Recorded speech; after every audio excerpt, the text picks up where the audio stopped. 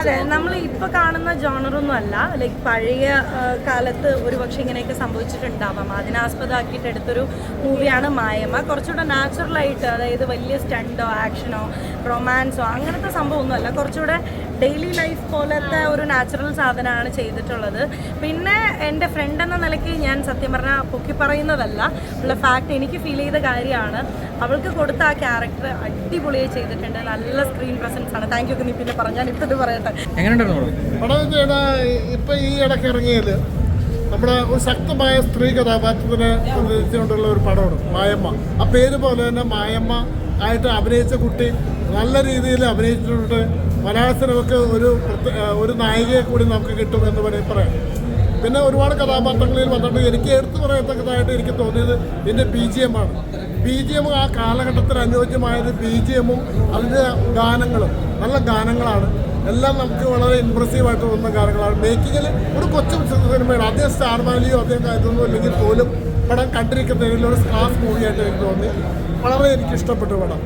ഇത് കണ്ടപ്പോൾ എനിക്ക് തോന്നിയത് ഇപ്പോഴത്തെ ഒരു തലമുറയ്ക്ക് വെച്ചാൽ ഇപ്പോൾ കുറേ ഉണ്ടല്ലോ കെട്ടി അന്നേരം തന്നെ അടിച്ചു വന്നു. പക്ഷേ അവർക്കായിട്ട് വേണ്ടി ഇപ്പോഴത്തെ ഒരു തലമുറയ്ക്ക് വേണ്ടി നല്ലൊരു സിനിമയാണിത്.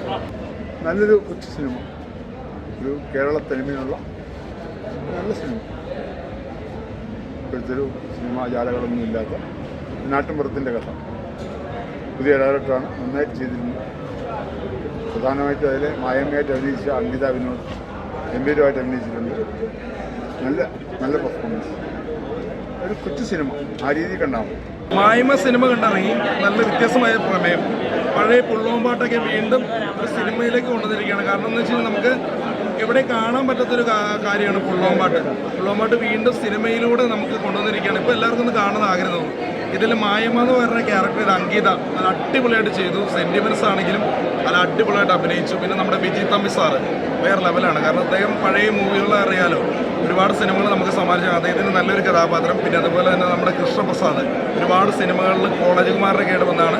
ഇതിലൂടെ ഒരു നല്ലൊരു കഥാപാത്രമായിട്ട് തിരിച്ചുവരവ് നടത്തുകയാണ്. പിന്നെ അതുപോലെ ഒരുപാട് ആർട്ടിസ്റ്റുകൾ വന്നിട്ട് പുതുമുഖങ്ങൾ, അവരെല്ലാം നല്ല പെർഫോമൻസാണ്. നല്ലൊരു മൂവിയാണ് മായമ്മ. അങ്കിത എന്ന് പറഞ്ഞാൽ ആ ഒരു ക്യാരക്ടർ ചെയ്ത കുട്ടി, മായമ്മ എന്ന ക്യാരക്ടർ ചെയ്ത കുട്ടി അടിപൊളിയാണ്. എന്ന് വെച്ചാൽ വേറെ ലെവലാണ്. സിനിമ എന്തായാലും നല്ലൊരു സിനിമയാണ്. ഫാമിലിക്ക് കാണാൻ പറ്റിയ സബ്ജക്റ്റാണ്. എല്ലാവരും കാണുക കേട്ടോ. വളരെ സന്തോഷം. എല്ലാവരും ഒന്ന് കാണണം, വിജയിപ്പിക്കണം.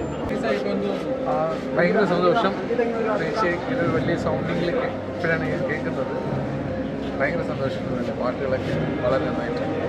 സിനിമ എൻ്റെ ആദ്യത്തെ സിനിമയാണ്. ഒരുപാട് സന്തോഷം. എന്നെ വലിയ ബിഗ് സ്ക്രീനിൽ കാണാൻ സാധിച്ചത് ഒരുപാട് സന്തോഷം. എല്ലാവരും കാണാൻ, സിനിമ കാണാൻ. എല്ലാവരും സിനിമ കാണണം. എനിക്ക് ഭയങ്കര സന്തോഷമായി. നല്ല അഭിപ്രായം പറയുന്നുണ്ട്.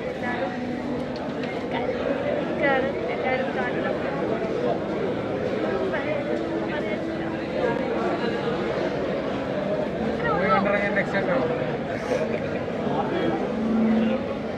നല്ല അഭിപ്രായം എല്ലാവരും നല്ല പറയുന്നു. എല്ലാവരും സന്തോഷം. എല്ലാവരും മായ്മ കാണണം.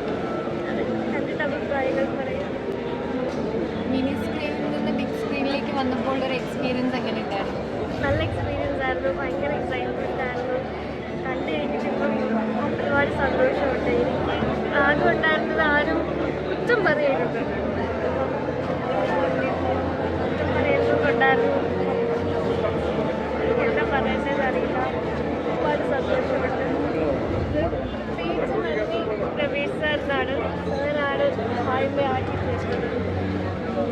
സാർ തന്നെയാണ് ആദ്യം. എല്ലാവരും ഫുൾ ടീം ഇവിടെ ഉണ്ട്.